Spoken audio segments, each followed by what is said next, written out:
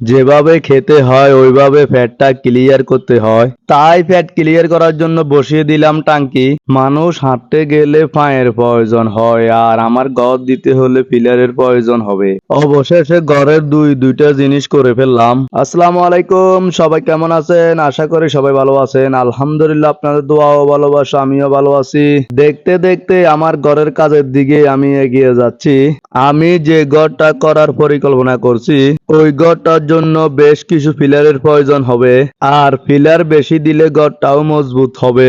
আমি পিলার গুলো কয়েকদিন আগে অর্ডার দিছিলাম, আর আজকে দুপুরের পরে তারা ফোন দিয়ে বলছে আপনার পিলার গুলো হয়ে গেছে।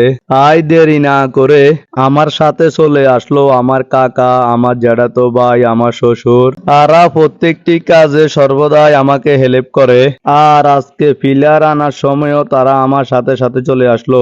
আর পিলার গুলো লোড করতে করতে অনেক রাত হয়ে গেল, আর এক একটা পিলার কিন্তু অনেক ওজন। আর অবশেষে আমরা পিলার গুলো লোড করে বাড়িতে নিয়ে আসলাম। আর এদিকে আমার ফুফাতো ভাই, আমার শ্বশুর, আমার জ্যাঠাতো ভাই সহ একসাথে পিলার গুলো আবার এক এক করে গাড়ি থেকে নামাইতেছেন। আমি প্রথমে একটা কথা বলছিলাম, মানুষ যেমনই খেতে হয় তেমনই মানুষের ফ্যাটটা ক্লিয়ার করতে হয়। তাই এখন ফ্যাট ক্লিয়ার করার জন্য বাথরুমের টাঙ্কিটা বসিয়ে নিতেছি, আর আমার ঘরের এক একটা কাজ এক এক ধাপে আমি এগিয়ে যাচ্ছি।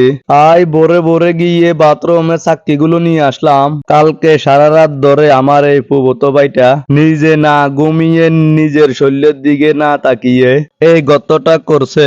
আমার এলাকার আমার ভাইফুত ভাতিজা বাইরা সবাই মিলে আমার প্রত্যেকটি কাজ করতে হেল্প করে।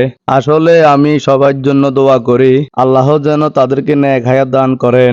আর আমার মতন এরকম মানুষ প্রত্যেকটি সমাজে আছে। তাদের পাশে যদি এরকম যুবকরা দাঁড়ায়, তাদের জীবন চলার পথ আরো অনেকটা সহজ হয়ে পড়বে। যাক, আলহামদুলিল্লাহ, আমার বাথরুমের চাকতিগুলো তারা খুব সুন্দরভাবে এক এক করে নামাইতেছেন। কারণ তারা সবাই জানে মতিন ভাইয়ের একটা জিনিস নষ্ট হলে দ্বিতীয়বার ওই জিনিস মতিন ভাই কেনার সামর্থ্য থাকবে না। খুব কষ্ট করে এই টাকা তিলে তিলে জমিয়ে আজ এই কাজগুলো করতে যাচ্ছে।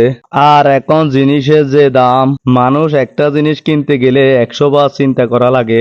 আমি ঘরের জন্য যে কোনো জিনিস কিনতে গেলে তারা যেভাবে দাম বলে, মনে হয় আমার কিডনি দেয়া ছাড়া আর কোনো উপায়ে থাকে না। কি আর করব, জিনিসপত্র কিনতে হবে, ঘর বাড়িও করতে হবে। ধনী আর মেয়েদেরকে তো খুশি রাখতে হবে, তাদের খুশি হচ্ছে আমার জীবন। তারা যেভাবে 4-5 জন মিলে চাকরিগুলো আনতেছে, মনে হয় দিন পরিয়ে রাত পোয়াই যাবে। আমার মনে হয় আমি কাঁধে করে নিয়ে আসি, কিন্তু বাবুরে বাবু, যে ওজন আমার কাঁধের উপরে দিলে মনে হয় আমি সেপটা হয়ে যাব। এমনিতে মানুষটা আমি অনেক ছোট, তারপরেও একটা চাকরি যদি আমার মাথার উপরে দেয়, মনে হয় আমি আর এই পৃথিবীতে থাকবো না। পৃথিবীতে যতটা সহজ মনে করি আমরা, বাস্তবতা কিন্তু অনেক কঠিন। তাই জীবনে বাঁচতে হলে যুদ্ধ লড়াই করে বাঁচতে হবে। আলহামদুলিল্লাহ, অবশেষে আমাদের বাথরুমের চাকরিগুলো বসানো শেষ। আর বাইরে যে জায়গাটা দেখতেছেন এটা এখন ভরাট করে ফেলাবে। আর ভিতরে আমি 7টা চাকরি দিয়েছি।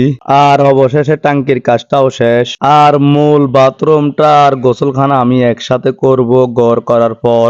আর শেষ করে দিন পেরিয়ে সন্ধ্যা হয়ে নামলো, এখনো খাওয়া দাওয়ার কোনো খোঁজ খবর নাই। আর এদিকে দেখি আমার ছোট্ট রাজকন্যাটা বাবার দিকে এগিয়ে আসতেছে। আমার ছোট্ট ছোট্ট রাজকন্যাগুলো কিন্তু বাবার কষ্টগুলো একটু হলেও বুঝে, তাই তো তারা ফ্যাঁক চোখ নিয়ে বাবার কোলে চলে আসে। তাই তাদের জন্যই আমি এত কষ্ট করে এত কিছু করে যাচ্ছি, যেন তারা হাসি খুশি সব সময় থাকে।